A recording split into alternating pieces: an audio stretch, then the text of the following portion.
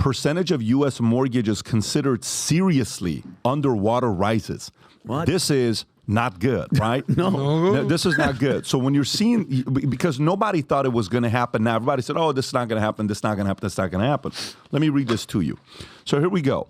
Seriously underwater mortgages in U.S. increased from 2.6% to 2.7% in Q1 of 2024, with Kentucky experiencing a significant rise from 2% to 8.3%, followed by West Virginia up to 5.4%, and Oklahoma from 5.5 to 6.1. Louisiana and Wyoming had the highest shares of seriously underwater mortgages at 11.3% and 8.8%, respectively, with states like Vermont at 0.8%, Rhode Island 1.1%. There's a reason for that. And New Hampshire 1.1% exhibit the lowest rates. The proportion of equity-rich mortgages declined to 45.8%, marking a two-year low, with Kentucky experiencing a substantial drop from 35.4 to 28.7, along with South Carolina going from 40 down to 40 from 42.4, and Georgia to 43.7 from 46. Tom, what's happening here with these loans? Here's what's happening. So in certain markets, prices rose really, really fast, like Texas, excuse me, and Florida. In other markets, the houses went up more moderately. Remember that spike we all saw right after COVID? Well, interest rates were jumping up. So in the markets where the prices didn't go up too quick, guess what happened? People went out and bought houses, and this happened in the rural and moderate markets first. That's why we're seeing these stats in Kentucky, Oklahoma, West Virginia, Louisiana, Wyoming. So those people went out and they got 6 3/4 and 7% mortgages. Okay, those are expensive. And now those markets went down, and now those markets have gone down, and now those mortgages are underwater, but they're underwater at higher interest rates. Those people, guess what? Those people may not be able to refi, because what do you need to refi, Adam? You need an appraisal. And if you can't get the appraisal to counter the value of your mortgage, then you're going to be stuck with that 7% mortgage while the value of the home has come down. So basically, the spike we saw after COVID, people went out and bought homes, and not a lot of them, because remember, overall home buying was down. But those that did, now that the prices are retreating, those mortgages are underwater, and the amount of equity overall in mortgages, that's an equity-rich mortgage. Oh, my mortgage is only 50% because I have all this equity in my house. That equity is coming down. So we're seeing a moderation in prices, and people are about to get pinched, and they're not going to be able to refi their way out of expensive mortgages. So underwater mortgage means you owe more. You owe more on the mortgage than the house is actually worth. Translation, on paper, your down payment is gone. Oh, damn. That's not good. Like let's say you paid $500 for a house and put $100 down. Yes. Now the house is, and you had a $400 mortgage. The minute the mortgage is $399, the minute the house is $399, the house is worth $1 less than the mortgage. And on paper, that $100 you put down, bye-bye. Yeah. Wow, no good. This is the problem I have with people that are buying houses. You think you could just blindly walk into a real estate investment, be like, I just became a millionaire. It doesn't work that easy. You know, there's a famous phrase, if it was easy, everyone would do it. It doesn't work that way. Rob, pull up that story about impacts of buy now, pay later, and look at the same thing. So here's a little fun fact for you. 100% of foreclosures are because people can't afford their mortgage.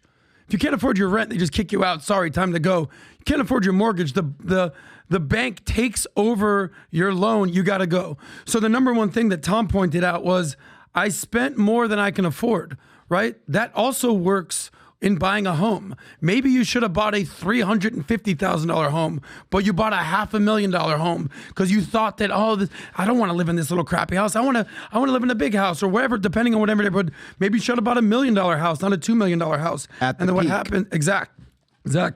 And then what happens is you buy them more than you can afford. You realize, listen, I thought that I could make a $5,000 mortgage payment every month. What they didn't tell you was you also have taxes. You also have insurance. You also have HOA. HOA, exactly. So all of a sudden, this American dream that you've been told lies within homeownership becomes an American nightmare. I want to say this, though. And it's very important for you to get this message, guys, because sometimes you hear a message like this, and it's kind of like, dude, I know.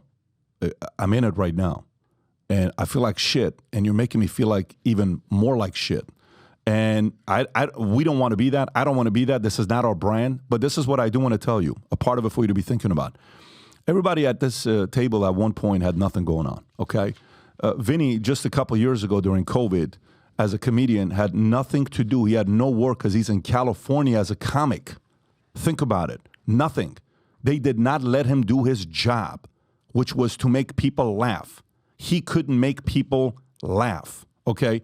Adam, a few years ago, was living on the couch in Denver, Colorado. What was it, Colorado? Whatever it was. Yeah, 20 years ago, but I was broke as hell. I was my poorest friend, and then I had to figure it out. He had to figure it out, and he changed his life. He changed his ways, right? Maybe not all the ways, but some of the ways has been changed, right, over the years, right? Hard to break bad habits. But the point is, Tom, same with him. If for some of you guys don't know Tom's true story, one of these days Tom will tell a story on what he had to overcome early on in his career, and he made the changes. That's why sometimes the best part about, making the changes to get rid of arrogance, there are not a lot of qualities more unattractive than arrogance. Maybe somebody that's entitled, maybe somebody that's a victim, maybe somebody that wants to blame everybody, but arrogance gets kicked out of you, God willing, when you hit rock bottom and you lose everything. All the fame in the world, all the accolades. You're out, oh my God, you're that guy. Oh my God, oh my God, look at your car. Oh my God, look at this. All of that stuff. If you buy into that, you're going to go back to where you were before. So if you're watching this right now for yourself saying, man, what do I do with this? Everything starts off with habits. What are your daily habits, what you're doing, okay? What are you spending money on? Literally go take your credit card and your debit card with you and your wife, sit down and go line by line on what money is being spent on and cut them off. Go on your iPhone. Do you know on your iPhone you can go manage your subscriptions on your iPhone? Do you know how many of us have subscriptions that we no longer do anything with, that we haven't used for a year, 2 years, 3 years, but you're still paying $10 a month, $8 a month. It's an app you downloaded, you forgot about. There's $9.99, $14.99, $29.99. You can literally go on your phone to manage all the subscriptions on your phone that you're paying for. Okay, it's not a challenging thing to do. One must sit down and go through all the stuff they're spending money with. And then the tough part is, I'm talking to this one guy who, at one point, he was a stud in his business, what he was doing. He says, man, what do I do? I said, dude, if you got to do Uber 2 hours at night from 10 to 1 o'clock for the next 6 months, you got to do it. You got a wife and kids. Pat, you want me to do Uber? Nobody put you in this situation. You're in this situation. Yeah, you got to get out of it. You got to go Uber. I was selling shirts on the corner of Reseda and Nordhoff when I had nothing, when I lost it all, with my shirt off, because the only thing I could advertise was my chest, my biceps, and my abs. That's the only thing. I would advertise everything else, but I could legally advertise that at that time. Honey, look at that brown guy in the corner. My number one selling shirt wasn't United We Stand. That was my number 2 selling shirt. My number 1 selling shirt was Osama Yo Mama. Oh, really? Yes. This is right after night. I'm telling you, I would buy it in downtown for $2, and I would sell one for $15, 2 for $20, and people would buy it. That's how I was making my money to get out of it. So if you're going through it, you're going to have to do certain things that maybe goes against your, ego and pride, and it's going to really mess you up. But nothing is more important than you protecting your family and delivering on your promises. And that's what you and I are responsible for doing. We chose to be husbands. We chose to be fathers. We chose to be leaders. And a leader sometimes has to make some decisions and suck up his ego. It's not an easy thing to do for us, but we have to do it. Just want to add one thing, and quick shout out to Manect, because as much as we're helping people, it also gives us the confidence to help you. But one of the greatest things I've learned from Pat is the concept of sequencing. Do this before you do this. Do this before you do this. Hold on, that's a Q3 thing. What are we going to do Q1? The famous, you got to walk before you run before you sprint before you do a marathon, everything like that. And what I found out is when I'm doing these consultations on Manect, I walk people through these 6 principles of wealth. And 3-card Monty, you've ever seen it when they move like this. The rule of 3, like I said before, with this traffic light, there's red, there's yellow, there's green. Often I find that people are investing when they should be paying off debt. Because they've been told, get a 401k, but you have a credit card debt of 22%. Stop investing. Hey, you should be saving, not investing right now. Hey, now's the time to invest. They're doing the sequencing all wrong, and it's just a matter of doing the things in the practical order. There you go. And a guy messaged me on Manect. He says, I'm 8 years straight, I've lost money on Forex, but I'm losing less money. Yeah. What do you think I should do? That's the question. I said, I'm sorry. Are you married? Do you have kids? How much money do you make? Why do you keep doing it? Who are you learning it from? Who's teaching you these courses? How much money are you paying for these courses? You know, how much have you set aside for your kids? All this, and then he says, I make $90,000. I make $65,000. My wife makes $72,000.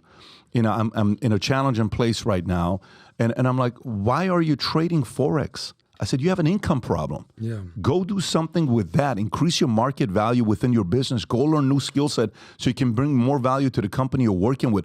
Do you got to do something to take? Everybody's trying to increase their net worth, but they're not trying to fix their spending, and they're not fixing their income. You need to increase your income to be able to do some of these other things. Here's what I want to tell you. The announcement is both Dave Smith and Chris Cuomo have agreed to a debate. That's Yes. great. May 31st, Friday night, 6 to 9 p.m. Friday night fights at VP. to 9 p.m. That is sick. Okay? 6 to 9 p.m. Wow. It's official. It'll be at our comedy club that we have, 5990 Live. And this is going to be what the people want. The people from the establishment who don't want to see this conversation take place, they're going to do everything in their power to prevent this from taking place. Fauci being one of them. Whoever it is. Yeah. They're going to be watching. Within seconds of making this announcement, I guarantee you messages are being sent saying, are you out of your flipping mind? For those of you guys that haven't yet registered for this, just go to 5990 Live, buy a ticket. VIP sell out ASAP, and then it'll be about 185 to 190 tickets. VIPs will have cigars with us afterwards. But looking forward to this. So if you like this clip and you want to watch another one, click right here. And if you want to watch the entire podcast, click right here.